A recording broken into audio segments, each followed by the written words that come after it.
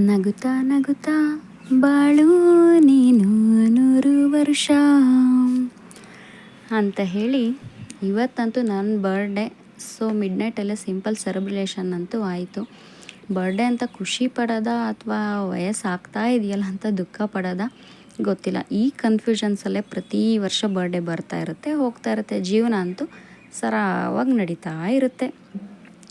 So birthday ದಿನ ಅಂತೂ ನನ್ನ ಜಾಬ್ ಕೆರಿಯರ್ ಸ್ಟಾರ್ಟ್ ಮಾಡಿದಾಗ್ಲಿಂದ ಜಾಬ್ ಅಂದರೆ ಕೆಲ್ಸಕ್ಕೆ ಹೋಗಿದ್ದ ಮಗಳೇ ಅಲ್ಲ ನಾನು.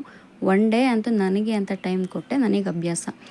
ಸೊ ಔಟಿಂಗ್ ಅಂತ ಹೋಗೋದಂತೂ ಅಂದ್ಕೊಂಡ್ವಿ, ಆದರೆ ಔಟಿಂಗ್ ಅಂದರೆ ಮನೆಯಿಂದ ಔಟಲ್ಲಿರೋದು ಅಂತ ಅಷ್ಟೇ ಆಯಿತು.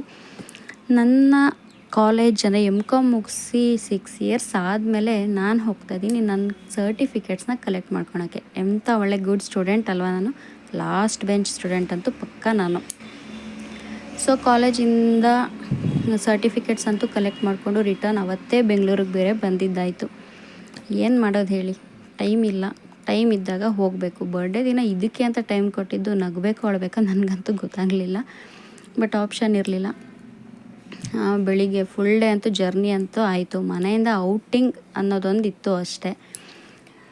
ಸೊ ಅದಾದಮೇಲೆ ಸೀದಾ ಬೆಂಗಳೂರಿಗೆ ಬಂದಿದ್ದಾಯಿತು. ಬಂದು ದಿ ಫೇಮಸ್ ಶಾಂತಿನಗರ್ ಬೇಕ್ರಿ, ಜಯಲಕ್ಷ್ಮಿ ಬೇಕ್ರಿನಲ್ಲಿ ಸ್ವಲ್ಪ ಸ್ನ್ಯಾಕ್ಸ್ ತಿಂದ್ಕೊಂಡು ನಮ್ಮ ಪಯಣ ಆನೇಕಲ್ ಕಡೆಗೆ. ಇಷ್ಟೇ ಇವತ್ತಿನ ಬರ್ಡೇ ಔಟಿಂಗ್ ಅಂತಲೇ ಹೇಳ್ಬೋದು.